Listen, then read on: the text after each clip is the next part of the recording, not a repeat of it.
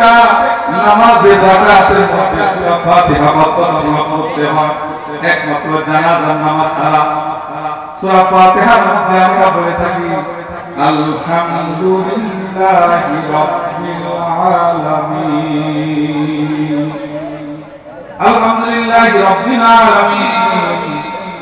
তার মানে হলো এই আয়াতের অর্থ হলো সকল প্রশংসা ওই মালিকের জন্য, ওই আল্লাহর জন্য, ওই রবের জন্য যিনি একটা জগতের, দুইটা জগতের মালিক না, তিনটা জগতের মালিক না, চারটা জগতের মালিক না, 100-200 জগতের মালিক না, এরকম লক্ষ লক্ষ কোটি কোটি জগতের মালিক আমার আল্লাহ।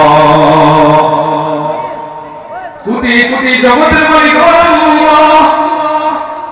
আমরা জানি এই পৃথিবীর বুকে অনেকগুলো রাষ্ট্র আছে, অনেক দেশ আছে। আমরা যারা কোরটিয়া এই সোনালিয়াবাসী গ্রামের মানুষ, এই সোনালিয়া প্রত্যেকটা বাড়িতে বাড়িতে আমাদের এখনো কদম পড়ে নাই, কি বলেন ঠিক কিনা? আমাদের বাড়ি এবং আত্মীয় স্বজনের বাড়ি ছাড়া মাঝে মাঝে হঠাৎ করে কোনো না কোনো বাড়িতে গিয়েছি, কিন্তু এই কোরটিয়ার প্রত্যেকটা জমিনের মধ্যে আমাদের কদম পড়ে নাই। এই সোনালিয়া গ্রামের সব বাড়িতে আমাদের কদম পড়ে নাই।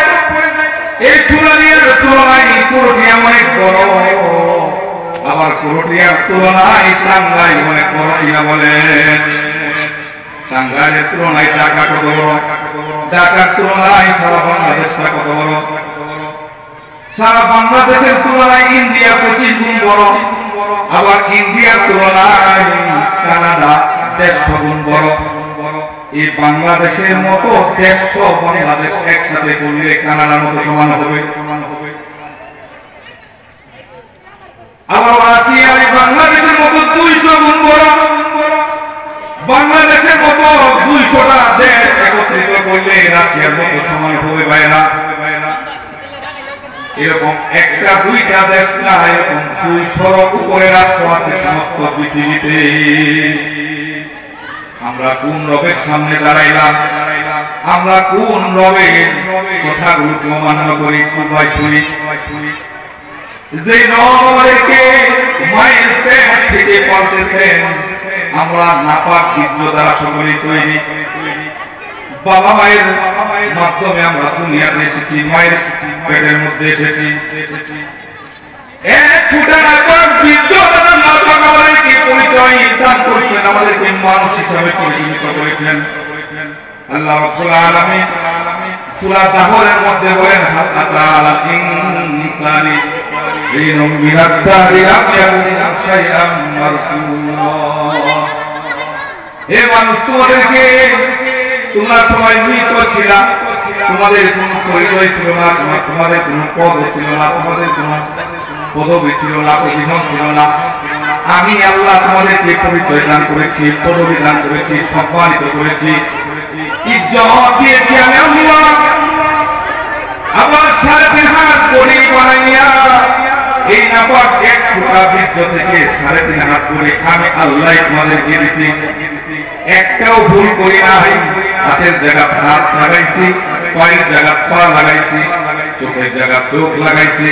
চেহারা আমি আল্লাহ নিজের মন মতো করে আমি প্রত্যেকটা মানুষের চেহারা লাগিয়ে সাজাইছি। পৃথিবীর কারো চেহারার মধ্যে কারো চেহারা মিল নাই, কারো ফিঙ্গার প্রিন্টের সাথে ফিঙ্গার মিল নাই, কারো বডি ফিটনেসের সাথে কারো বডির কোনো মিল নাই, কারো উচ্চতার সাথে অন্যজনের উচ্চতার কোনো মিল নাই। এক মায়ের পেট থেকে জন্ম নিয়েছেন 2টা ভাই, অথচ 2 ভাইয়ের উচ্চতা 2 রকম, অথচ 2 ভাইয়ের কণ্ঠ 2 রকম, অথচ 2 ভাইয়ের 2টা চোখের ডিজাইন 2 রকম, 2 ভাইয়ের 2টি পাতের 2টা পায়ের পাতা 2 রকম। এক ভাই এক বোন, দুজনের মধ্যে অনেক পার্থক্য। এই সব কিছু ক্ষুদ্র তোলা মানব বানাইছেন। মায়ের পেটে 40 দিন ছিলাম বীর্য অবস্থায়, এরপরে আল্লাহর হুকুমে রক্ত অবস্থায় ছিলাম 40 দিন। এরপর আল্লাহ তাআলার হুকুমে 80 দিন পরে আপনার আমার শরীরটা একটা মাংস পিণ্ড আকার ধারণ করলো। আল্লাহ পাকের হুকুমে 120 দিন পর আল্লাহ পক্ষ থেকে আপনার আমার এই দেহের মধ্যে হাতের জায়গা হাত, পায়ের জায়গা পায়, নাকের জায়গা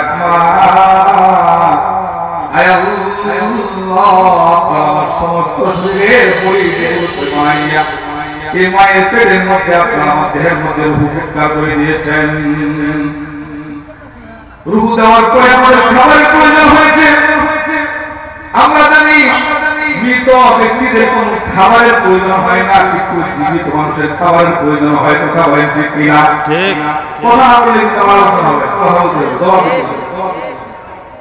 একজন মানুষ যখন রূহ থাকে তখন খাবারের প্রয়োজন হয়, আবার রূহ না থাকলে কি প্রয়োজন হয় না, খাবারের প্রয়োজন হয় না।